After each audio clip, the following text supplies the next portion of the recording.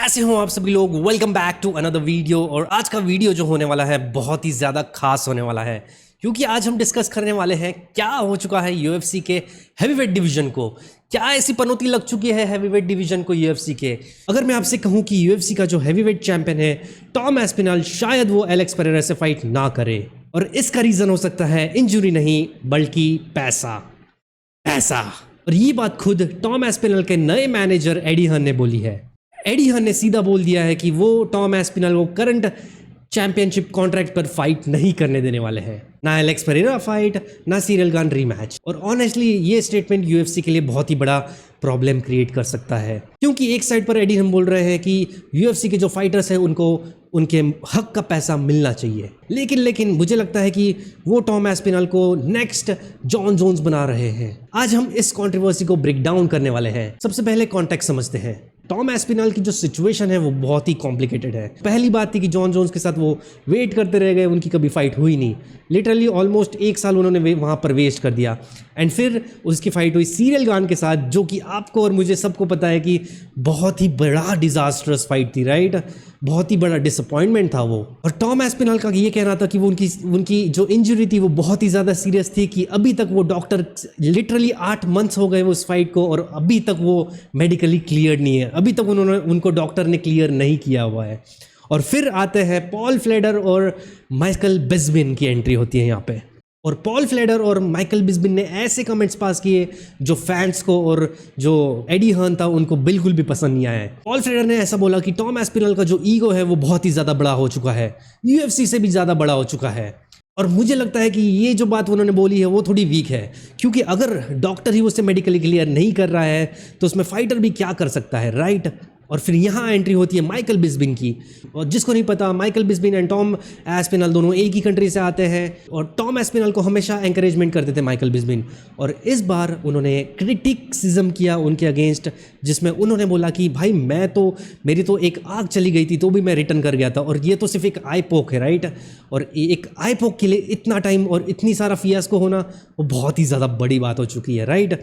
फिर इस बात को लेके जो एडी हर्न थे वो बिल्कुल भी खुश नहीं थे।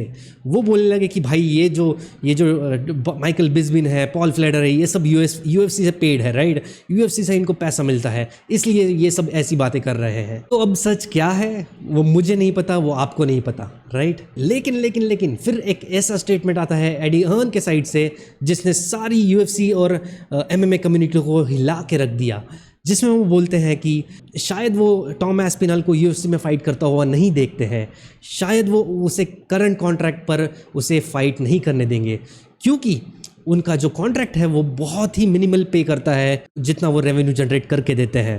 तो सोचो गाइस, हैवीवेट जो चैम्पियन है उसके मैनेजमेंट ऐसी बातें कर रहे हैं, और ये बहुत ही बड़ी बात है।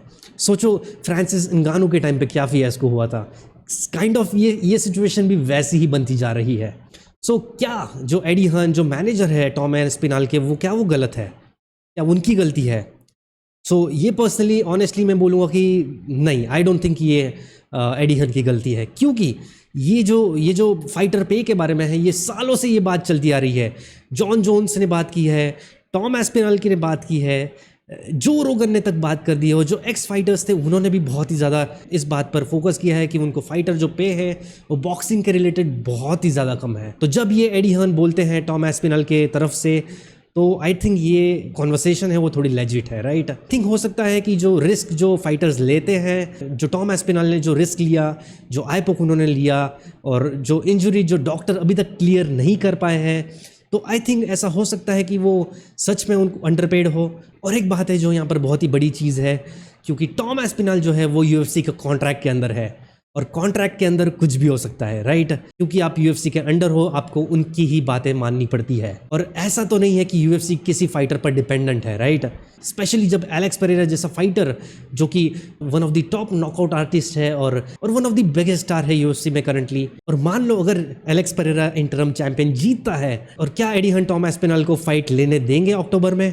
और अगर टॉम एस्पिनल फाइट नहीं करते तो क्या यूएफसी वेट करने वाली है? और मुझे तो लगता है कि यूएफसी वेट नहीं करेगी, क्योंकि जब एलेक्स पेरेरा जैसा स्टार हो, जैसे आप एलेक्स पेरेरा को आप 3 डिवीजन चैंपियन बना के आप इतनी पॉपुलैरिटी गेन कर सकते हो, तो आई डोंट थिंक कि टॉम एस्पिनल के लिए ये लोग वेट करेंगे, राइट? और ये आई थिंक टॉम एस्पिनल के लिए बहुत ही बड़ी गलती हो सकती है, और ये पहली बार नहीं हो रहा है।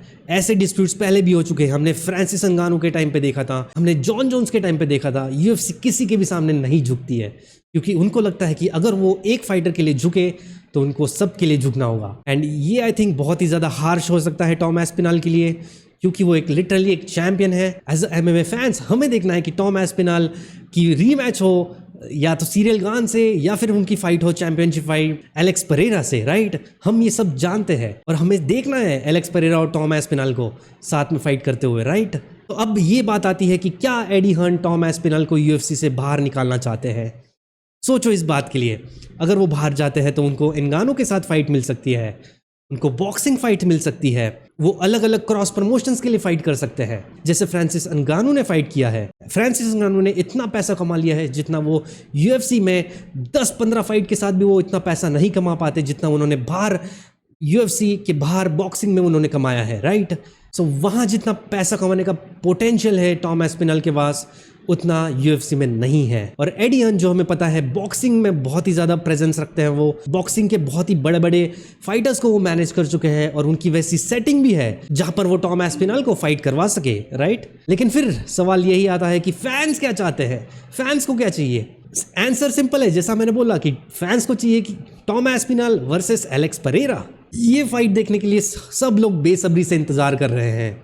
इसमें मेरा ओपिनियन क्या है? मुझे लगता है कि एडी हर्न जो कह रहे हैं वो काइंड ऑफ सही हो सकता है, बट हमें देखना है कि टॉम एस्पिनल रहे UFC में, क्योंकि बहुत ही अच्छे इंटरेस्टिंग फाइटर है वो। इस बात से कौन ही डिसएग्री कर सकता है, राइट? बट अगर टॉम एस्पिनल फाइट करने से मना कर देते हैं, डिवीजन को होल्ड अप कर लेते हैं, तो शायद ये सिचुएशन उनके अगेंस्ट बन सकती है। और ये स्टोरी सिर्फ इंजुरी की नहीं रही है, अब ये स्टोरी हो चुकी है पैसे की, पावर की और टाइम की, और शायद हैवीवेट टाइटल के फ्यूचर की। क्योंकि एलेक्स परेरा ने आज ही ट्वीट किया था कि उनके पास वो 38 ईयर्स के हैं, अभी उनके पास टाइम नहीं है टाइम वेस्ट करने के लिए। तो आई थिंक जैसे ही वो अगर वो जीतते हैं हैवीवेट चैंपियनशिप, तो आई थिंक उन्हें वो नेक्स्ट जल्द से जल्द बुक कर देने वाले हैं टॉम एस्पिनल के अगेंस्ट, अगर टॉम एस्पिनल एक्सेप्ट करते हैं तो। सो आगे जाके नहीं पता क्या होने वाला है, तुम्हें नहीं पता, मुझे नहीं पता फ्यूचर में क्या होने वाला है, टाइटल फाइट किसके अगेंस्ट होने वाली है। तो सबसे पहले तो डिपेंड करता है कि सीरियल गान वर्सेस एलेक्स परेरा फाइट कौन जीतता है,